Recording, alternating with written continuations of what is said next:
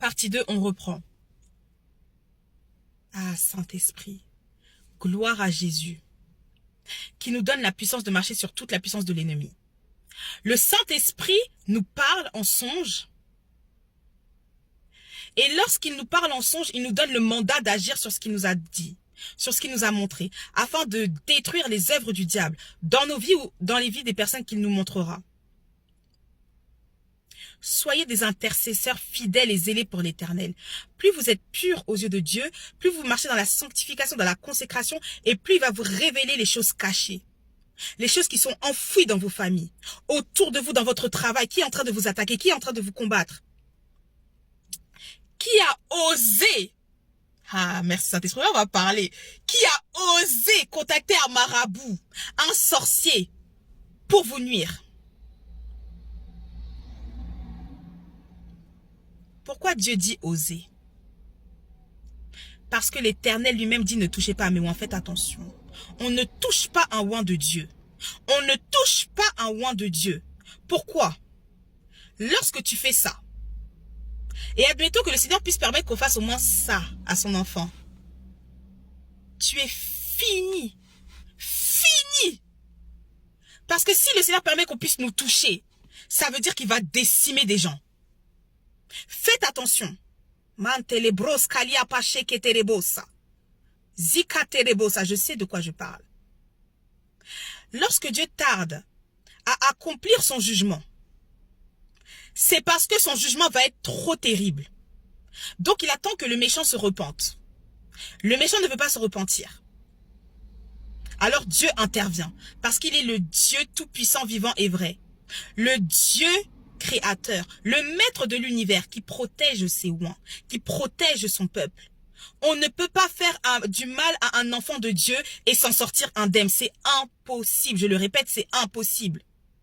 Et même si tu te repens, c'est la vérité, il y aura des conséquences. C'est normal. Nous-mêmes aussi, quand on pêche, on a les conséquences de nos péchés. Voilà. C'est réel. Donc, faites attention, on ne touche pas n'importe qui. On ne met pas le nom de n'importe qui dans les assemblées, dans les sectes, dans le conseil des méchants. Attention. Attention. Attention.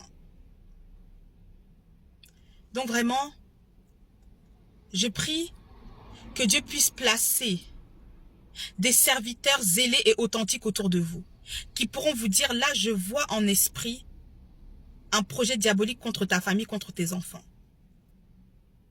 Que vous puissiez être réveillés spirituellement et que vous soyez conscients de ce qu'il se passe.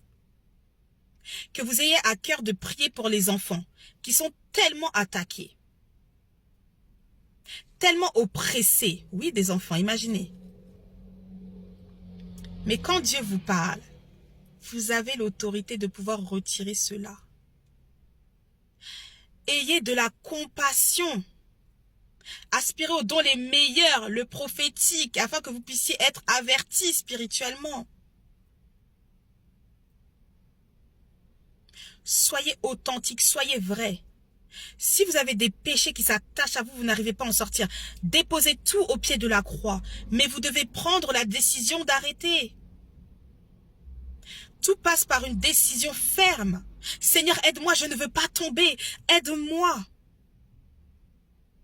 Et méditez la parole de Dieu. Apprenez des versets par cœur, ça va vous aider. Il faut que la parole soit gravée dans vos cœurs. Soyez des serviteurs authentiques et zélés pour la gloire de Dieu, pour l'avancée du royaume des cieux. Le Seigneur Jésus revient bientôt. Il revient bientôt. Ce n'est pas un jeu. Faites attention à vos âmes. Faites attention à votre destinée, qui est tellement précieuse aux yeux de Dieu. La preuve, il a donné sa vie sur la croix, afin que nous puissions être sauvés, afin que nous puissions savoir qui nous sommes réellement. C'est lorsque nous donnons notre vie à Christ que nous savons réellement qui nous sommes. Réellement, on comprend notre identité.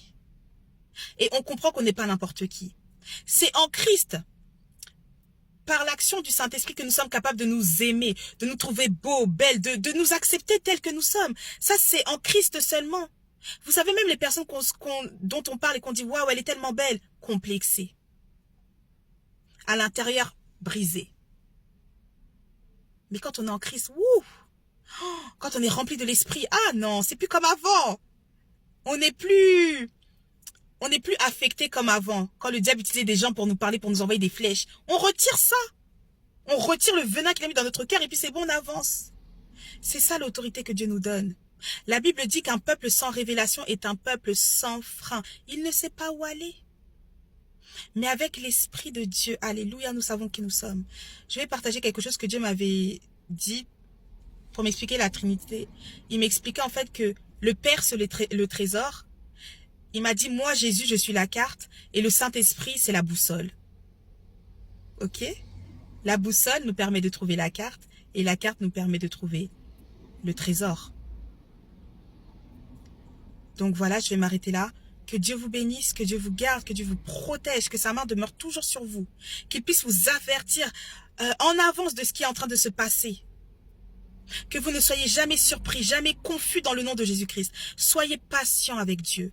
Laissez-le faire, il est fidèle et il est vivant. La patience est la clé de toute chose. Que Dieu vous bénisse, à très vite et que celui qui a des oreilles pour entendre, entende ce que le Saint-Esprit dit à son Église. Que Dieu vous bénisse. À bientôt. Bye.